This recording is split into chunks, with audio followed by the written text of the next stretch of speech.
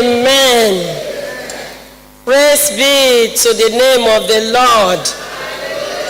I want to start by rejoicing with mothers. I want to salute mothers here today. I want to thank God for mothers. I look at it that without them, life is incomplete. I want to bless God for what God has been doing through mothers. I look at the word mother in a acrostic manner, and I see that M is saying that my mothers are managers. They know how to manage things.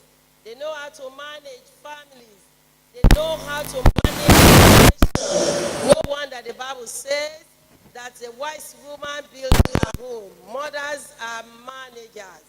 Of course, mothers are organizers. When things are disorganized, especially some men, they are not organized. Some children are not organized. You see, where you see a virtuous mother, they are very organized mothers. Of course, the T is saying that mothers are teachers and trainers. They are teachers. They are teacher. And that's why, sometimes when we begin to teach, especially our own family, our children, they see us as extremists, that our own is too much, because we want to tell them everything. Mothers are trainers. They train. I told my daughter, after school starts, I said, you will stay 1 year before you go to university to know how to cook very well. And today, when in the future, when God opened an eatery for her, because she's a multi-talented daughter, when God opened an eatery for her, I wouldn't be surprised. You need to taste the food that my daughter always cook. Praise God. They are trainers. They are trainers. We train them. Of course, mother are homemaker. They are homemaker. They are homemaker. They make the home. They are home. And I pray that virtue that God has deposited in us will retain it and maintain it in Jesus' name. Mothers are encouragers. Mothers are encouragers. When fathers begin to bull on their daughters, especially on their sons, when they are not doing well, and the mother will say, don't worry, all is well with you. You are getting there. You will get to that height the Lord is taking you.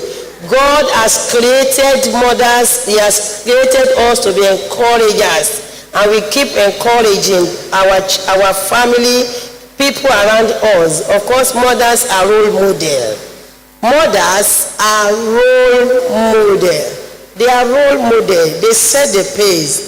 And we see our family, they follow the pace. The theme this year, beauty of a godly mother, is almost similar. I believe God has something that he wants to pass to his church, especially mothers, because I remember about 4 or 5 years ago, it was almost the same theme that was chosen in a different way. That one was the epitome, mothers, epitome of godliness. But this year, they have chosen it in another way to be the beauty of a godly mother. Beauty of a godly mother. But this morning, I am trying to bring a topic out of this theme, and I am saying that be a different mother. Be a different mother. Be different. There are mothers and there are mothers. But you must be a unique one. You must be an exceptional mother.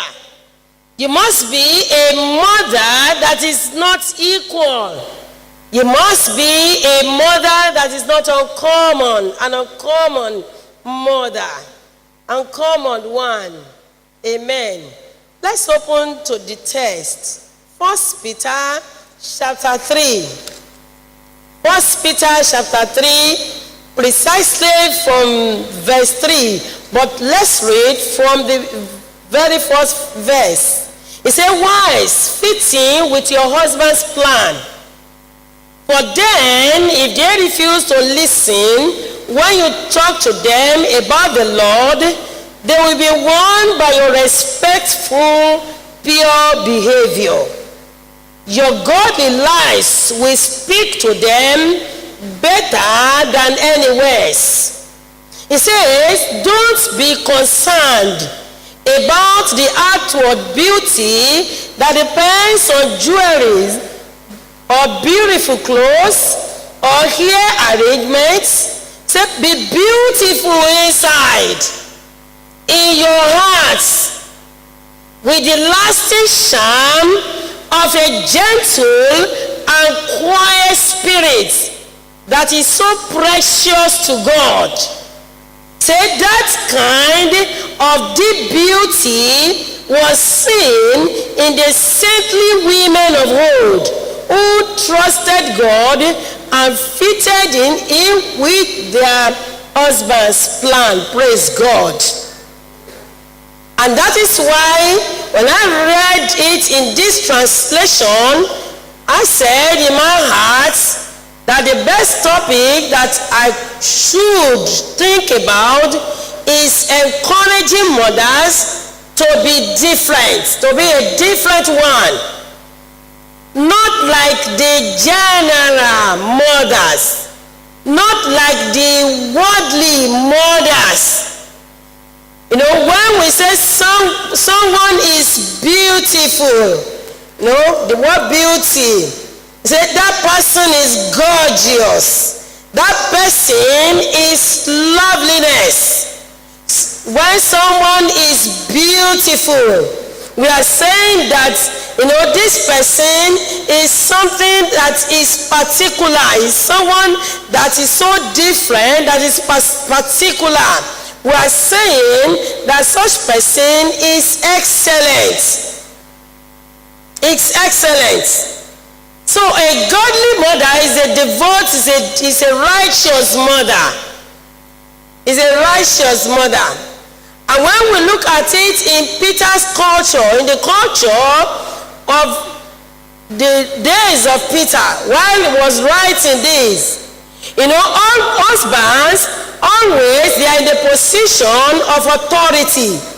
They have authority and they exercise their authority over everything.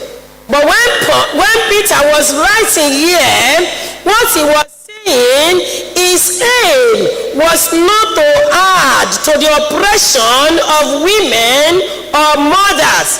Rather, he was trying to encourage women to live out their faith in the way that will make it attractive to their husband. I know some men in their hearts, they go out for beautiful woman. They go out for a beautiful lady.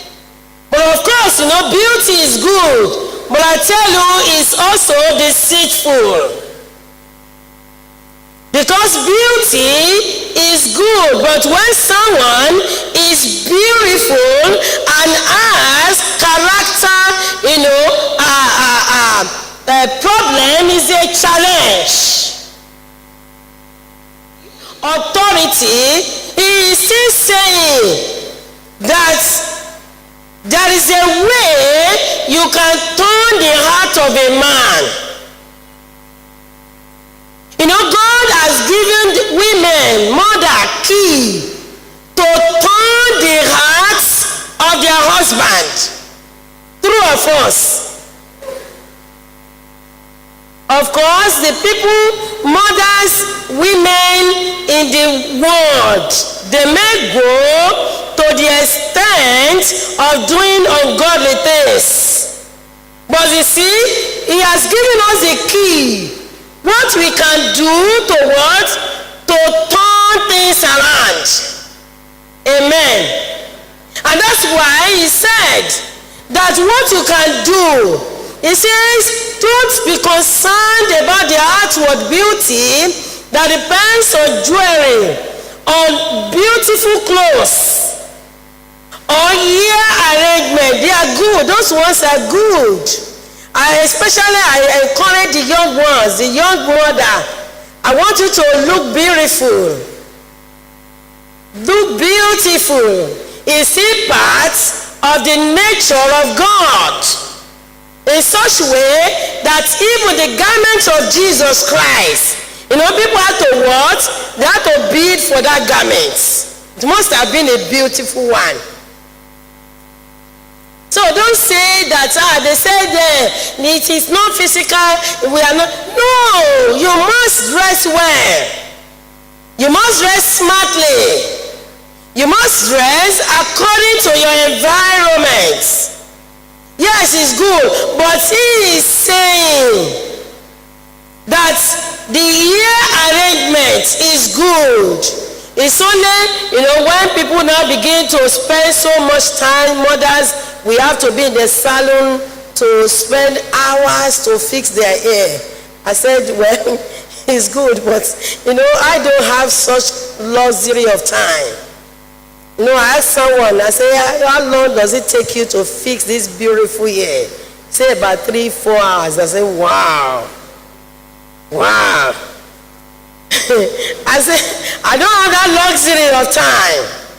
But of course, even if you are not doing that, or you want to go on a low cut like my own, make sure that is well cut. But he is saying those ones, they are good.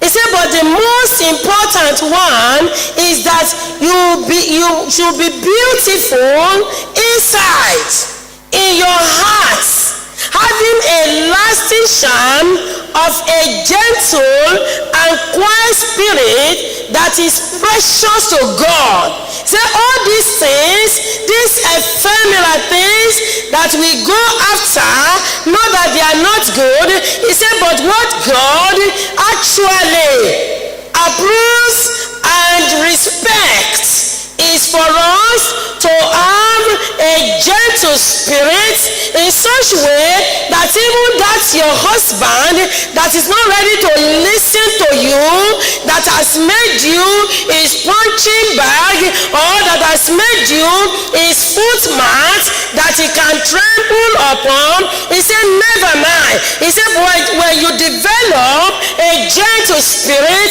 when you allow God to break you down and to work upon your life, to begin to do his will, he said, with that you'll be able to change that man.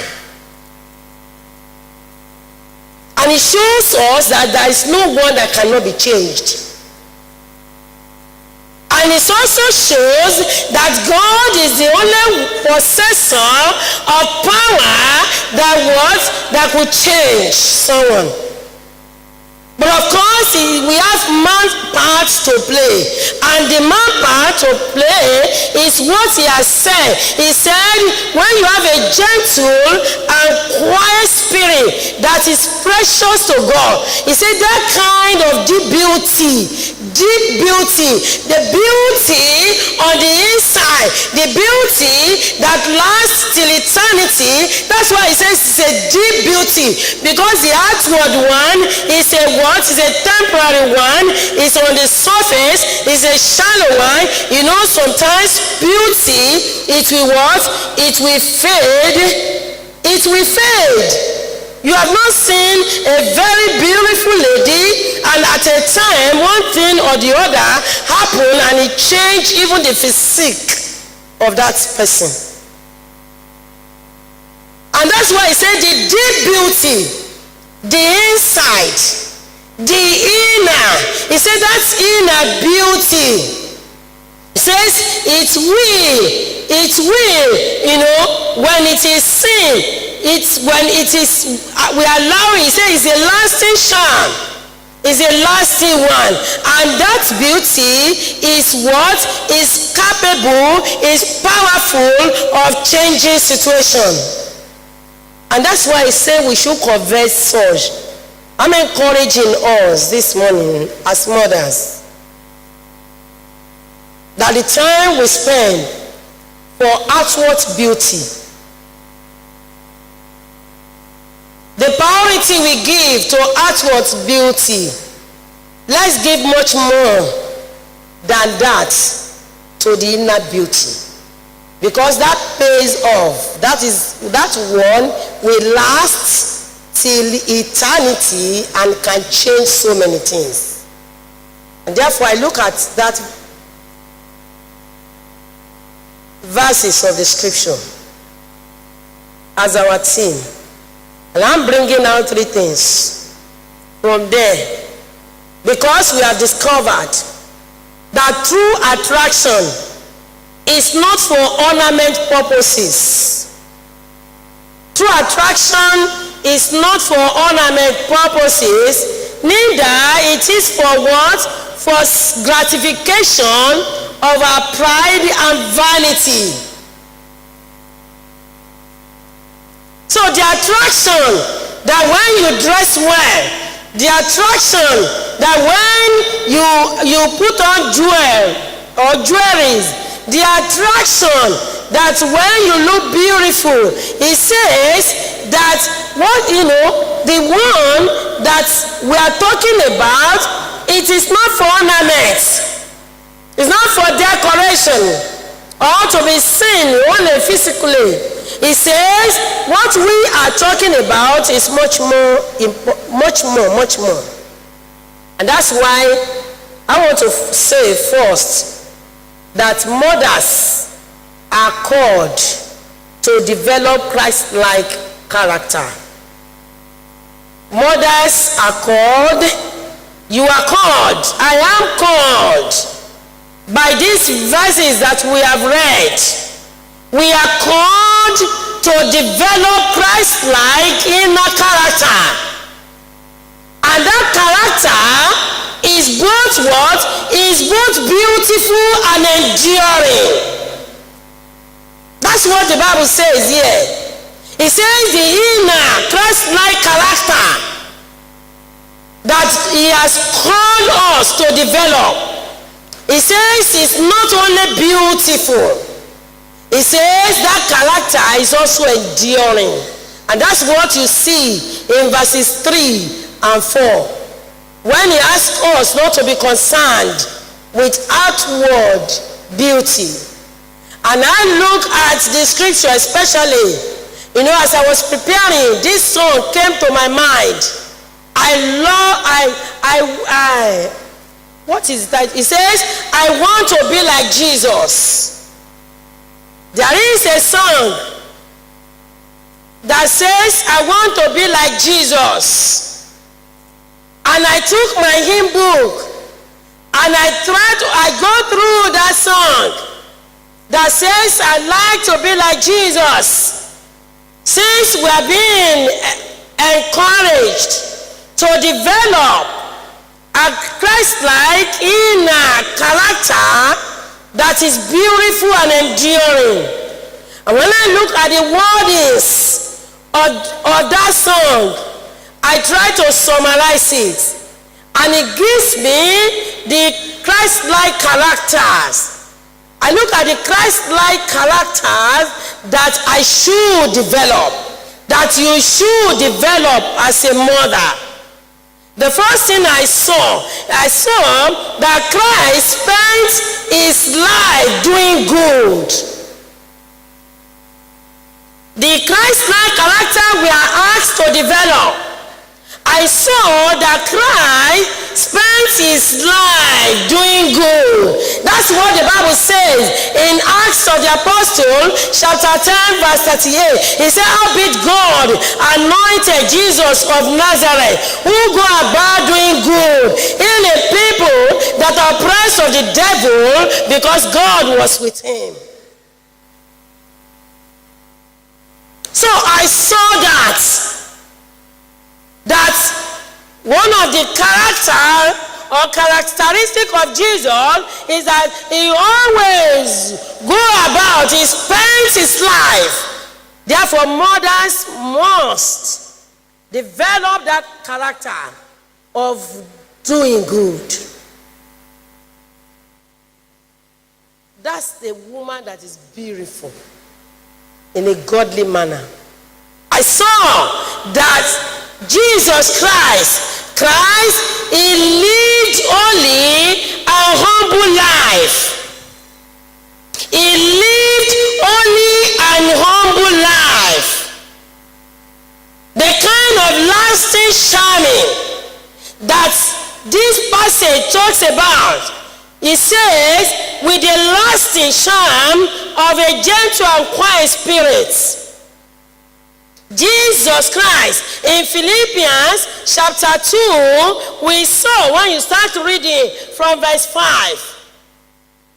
The Bible says he was God, but he thought it not robbery to have been equal with God, but he humbled himself and he became obedient unto death, even the death of the cross. That is why he says that we should have that same mind.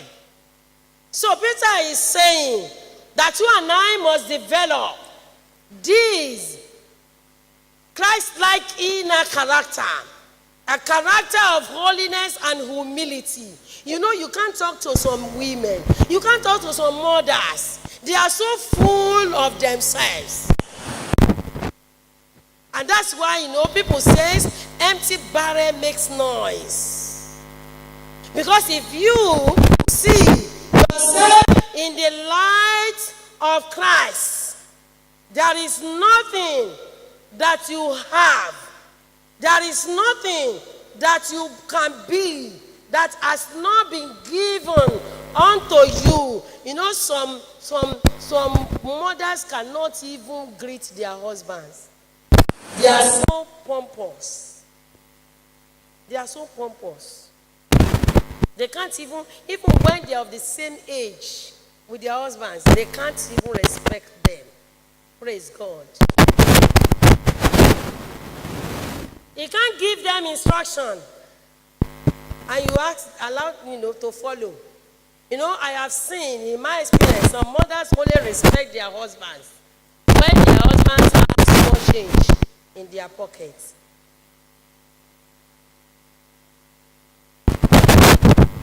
When that change is no longer there. But he's saying that we should live a humble life. That is the beauty that is expected of us. Of course, when I look at the Christ-like character or life, I see that Christ sympathizes with distressed hearts. That's what I saw. His life. He sympathizes with distressed hearts. When I look at what he did in John chapter 11, especially at the death of Lazarus. You know, when he got there and he began to see how they were crying and people were weeping, and he just put himself in their words, in their position. And that was where we heard that Jesus wept. You know, he wept. And he says, do not weep again. You know, some mothers, their hearts, they have hard hearts that they cannot even cry. How many mothers have even cried for situation around, even in the life of others in the church? Praise God. You know, I was embarrassed when I tried to give a number to some set of people, and I added a particular sister to that group. They said, no, we don't want her. I said, these are not mothers. I said, these are not mothers. Because they sympathize with people that are distressed.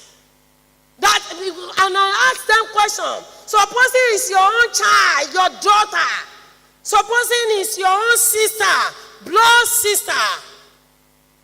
Will you reject her? How many mothers have cried for that lady that the way she has been behaving in this assembly has not been the way God has created her to be? And I thank God, by the time we went into prayers and we began to pray and we began to weep, I know God will change her. I know God will deliver her. Because there is no one that we have such a person. If you have a sympathetic heart, sympathetic spirit, when things are not going on well, what should mothers do?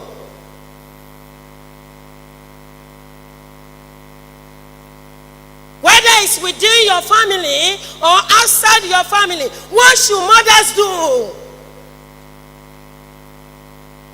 I am praying God will raise more sympathetic mothers in this assembly who will take the burden of others upon themselves and begin to ask God for a change. That God, we are not going to keep quiet until you bring about a change in the life of this person, in the life of that person. Remember when we used to pray from 12 to 5 p.m.? God will bring back those good old days. When He will raise sympathetic mothers. I saw it in the life of Jesus Christ. I saw that Christ speaks comforting and soothing words to weary mind. So weary mind, what is your confession? Even concerning your family situation, the words that come out of your mouth, what do you say to your husband that is passing through a challenging time? Are you not comparing him with another one? Are you not condemning him with another one? What do you say to your children? What do you say to them? What do you say to others? Those who are having weary hearts. I am praying God will give us and raise us as comforters, that we begin to faith. That's what He has caused us to develop. He said we must develop Christ-like inner character. And I saw that character in Jesus Christ. I saw in Jesus Christ that Christ is accommodating. Is accommodating. He even welcomes sinners. That's why, people were saying, look at him going into the house of what? Of sinner to eat. Sinner to eat. Thank God for messages we've been hearing, since the family month started. Some mothers cannot even accommodate their in-laws. They can't. They can't accommodate. They can't accommodate people. They cannot even accommodate their own family. They are easily irritated. Easily irritated. And that's not the beauty that God expects us to emit, to show. I see Christ, when I look at John chapter 4, verse 34, the Bible says, when Jesus Christ, I saw in his character that Christ's food and his meat is to what? Is to always do the will of his Father. John 4:34, it says, my meat, my nourishment, where I get nourishment from, where I get my own strength from, is to do the will of him who has sent me and to finish his work. Do you know the will of God for your life as a mother? Do you know the will of God for the life of your family? Do you know God's will? Do you pray that they will do the will of God?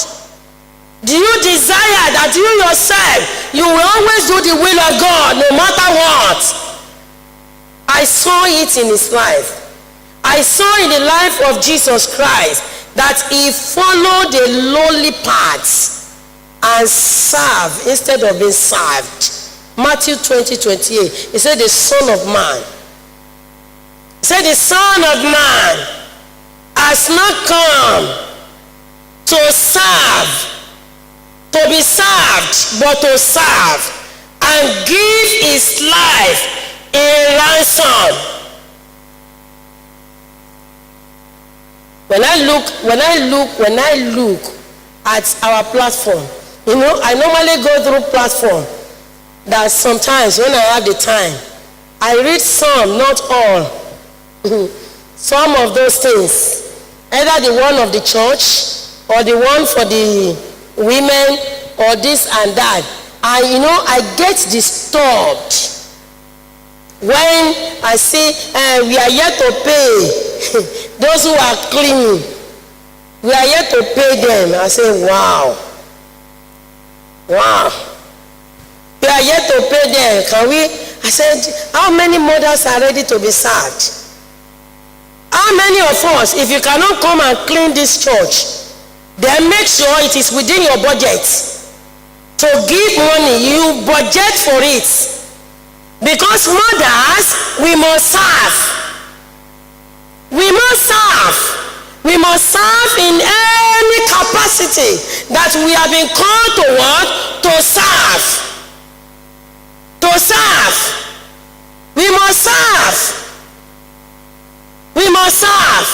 I know things have changed. In those days, I grew up here as a youth. I started as a youth in this church. And I discovered that in those days, when there is anything happening, women were the ones that will take full charge. I remember if Mama Olorogun will not help us to go to my 12, myself and late Sister Alemu, we will go to my 12. We became the cook. We became the cook. We will cook. We became servers. We will serve. We will be the one to pack. When we pack, some of our women, their own is to sit down and to eat and to be served and to go. It should not be. If you are not good in that area, you must be good in another area. You must serve in the church. You must serve people. You must serve outside the church. In your office, you must serve. That is the Christ-like character that we are being asked to develop. Brethren, time is running fast. Not just inner Christ-like character. I saw in the passage that we read. It says, look at it. It says, verse 5, that kind of beauty, deep beauty, was seen in the saintly women of old. In the saintly women of old.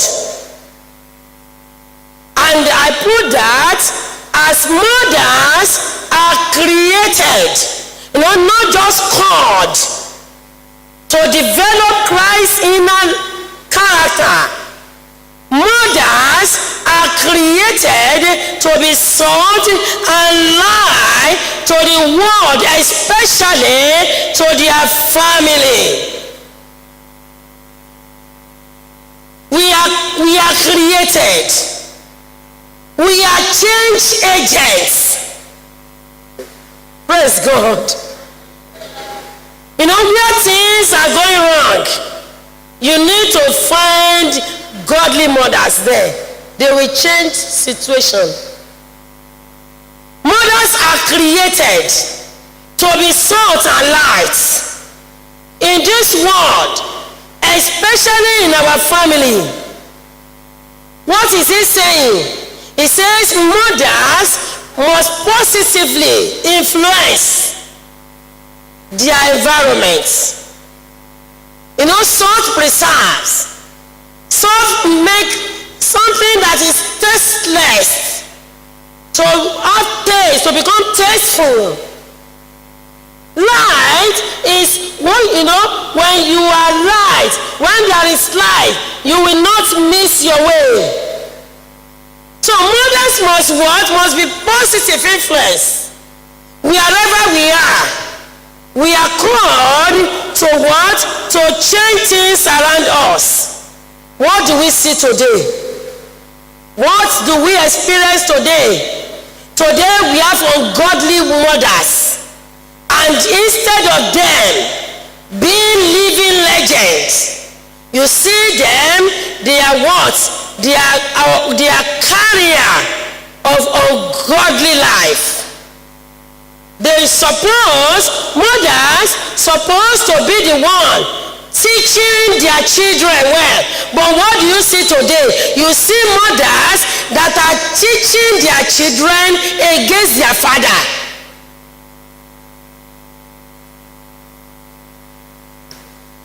They will teach their children against their father, telling all sorts of ungodly things. They speak ills of their husband. That is not what it's supposed to be. That is not what it's supposed to be. We see, what do we see today? We see mothers whose families cannot stand tall among their peers. Mothers whose families, whose children, whose husbands cannot stand tall among their peers. You need to read Proverbs 31 and look at that virtuous woman. Her husband stand tall, even in the midst of his colleague. Praise God. I must be the one to tell my husband what to wear and what not to wear, because he must stand tall among his colleague. I must tell you, I will be the one to carry whatever I don't like. I will take them away and send them to mission field. Change his wardrobe. Know that he has to change this and that. I know that I monitor my children. I must know, except if I am not around, I must know what they do and what they don't do. We have mothers who will compromise even with wrong words, with wrong things. Mothers who are ashamed to speak the truth or afraid to stand for the truth. What do we have today? We have mothers who are dishonest and can paint black white. They are so dishonest. They lie a lot. And that's one of the things God helped me to achieve in the life of my children. I have told them, you must tell me the truth. Because I will tell you the truth no matter what. Even if you have to hate me for it. I will not lie. I don't lie. I will not lie. Mothers, we have mothers today, they are liars. And they have passed that to their children. What do we see today?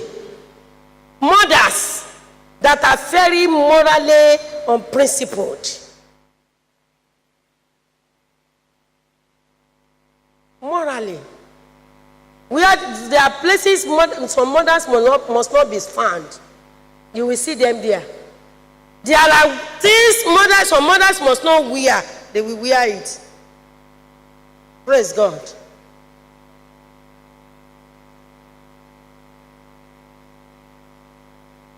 Amen. When from the beginning you are already buying midi gown for your children. Abikinanpe, mini. Because you yourself, you are not morally principled. There is nothing you yourself cannot put on. No, let them grow and begin to buy it for themselves. Not from my own, I will not start it.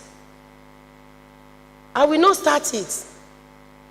I was in a church, in First Square Church, Children's Week. I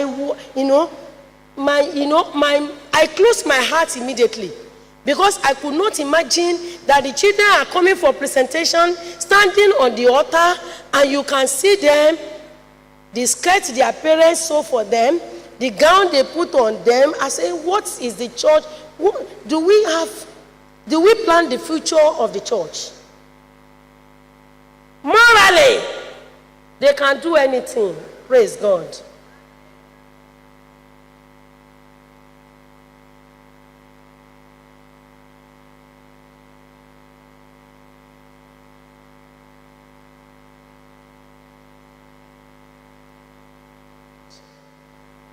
I see the third thing. Look at it. It says that kind of deep beauty was seen in the saintly women of old who trusted God and fitted in with their husband's plan. And he now gave example. He says Sarah, for instance, obeyed her husband, Abraham, honoring him as the head of the home. I see the third thing there. That mothers are not just called to exhibit Christ-like character, not just created to be light and salt. I see that mothers are commissioned. Mothers are commissioned to pass on godly legacies. Commissioned to pass on godly legacies. You know, when you look at the word legacy, it's what you want. Is what you leave behind. What are you leaving behind? What are you leaving behind? What do you think is the best legacy that a mother could leave for her children? Is it money? Is it houses? Is it cars? As a matter of fact, I know some dresses, they will not even wear it. If you think that you have to be buying and buying and buying and leave those things, that your children, when you go, they will wear it, they will not. You see, I don't have a daughter of the same size with me. I don't have.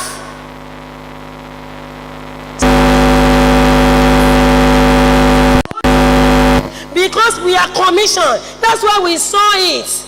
In this passage, we are commissioned to pass on godly legacies. I came with 5. I may not have much time to dwell on them, but I can see, number 1, God has called us, commissioned us to leave behind legacy of priorities. And I see that in Matthew chapter 5.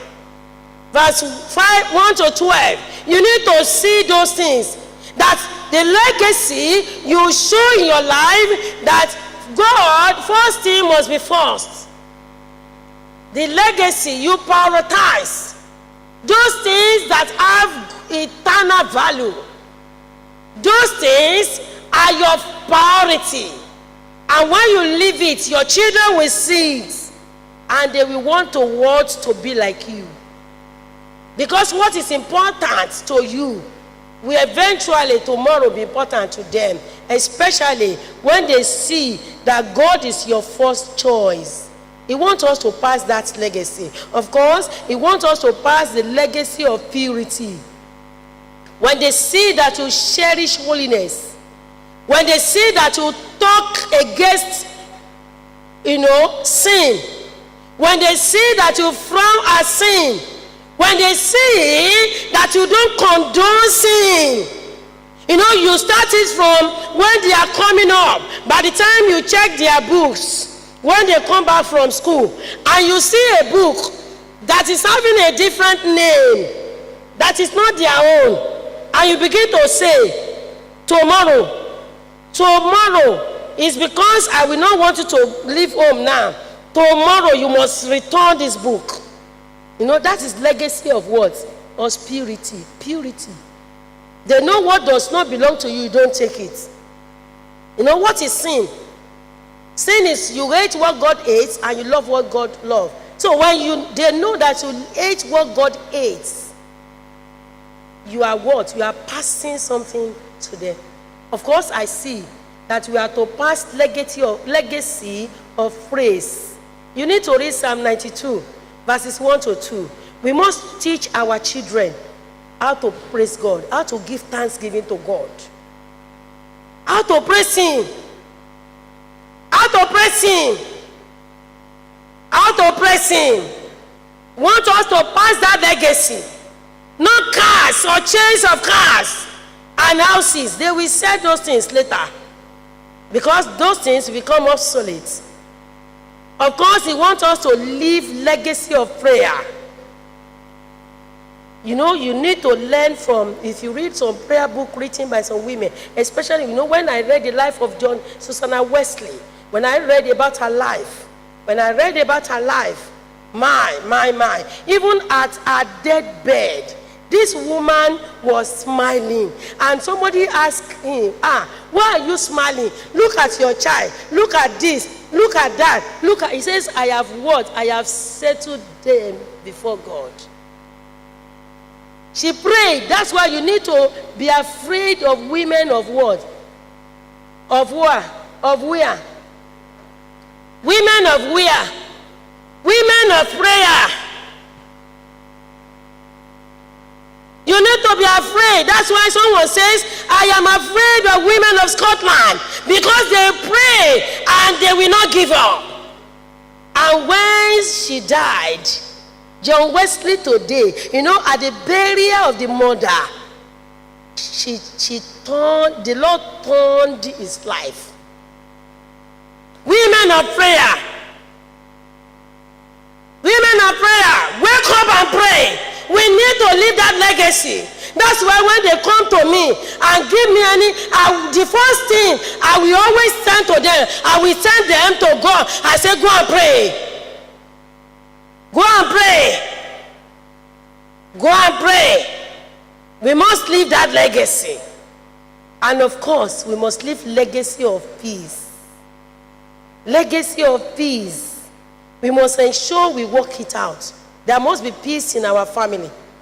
There must be peace among our children. We must pursue it and we must live it. When we see that things are not going on among them, we must sit them down and settle them. We must plead with them. We must talk to our children. You must be together. You must love one another. Legacy of peace. You must seek peace with men. You must seek peace with people that are around you as well. Praise God. You must live it. They know that you don't keep grudges. They know that you easily settle things and allow peace to be in your heart. Brethren, God has called mothers. He asked mothers to develop Christ-like inner character.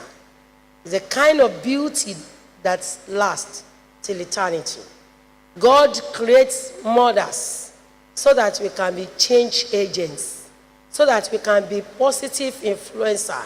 That's why it says we must be salt and light. God have commissioned mothers to pass on godly legacies to our family and people that are around us. You know, living to make a difference. Being a different mother. It has nothing to do with your position.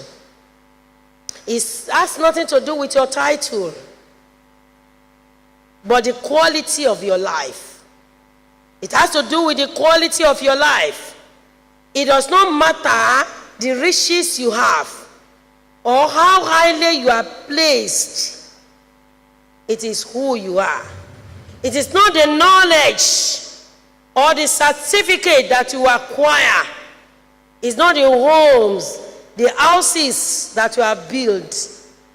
What matters is who you are. My prayer for all mothers is that the beauty of God will continue to radiate in our lives.